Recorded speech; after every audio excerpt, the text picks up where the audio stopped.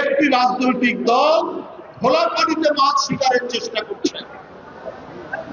আন্দোলনের নামে আন্দোলনে ছিলেন, কিন্তু এখন নিজেদের রাজনৈতিক স্বার্থ উদ্ধারের জন্য খোলা পানিতে মাছ শিকার করার চেষ্টা করছেন।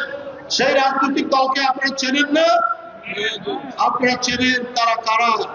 তাদের এক নেতা বলেছেন, তার নাম ডাক্তার তাহের। তিনি বলেছেন আগামী নির্বাচন নাও হতে পারে, আগে জুলাই সনদ পাস করতে হবে, গণভোট দিতে। তো আগামী নির্বাচন নাও হতে পারে কেন?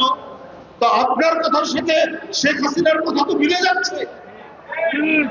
শেখ হাসিনার বক্তব্য অডিওতে আমরা শুনছি, আমরা ভিডিওতে দেখছি, বিভিন্ন ভাবে ভিডিও ক্লিপ করে করে ছাড়ছে।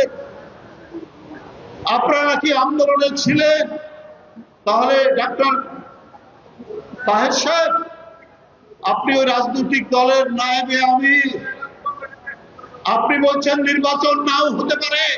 এটা কিসের আলামত, কিসের ইঙ্গিত? কোথা থেকে আপনাদের বাণী আসছে, কোথা থেকে আপনাদের বার্তা আসছে? এটা তো আজকে জনগণ জানতে চায়। কেন এই কথা বলছেন?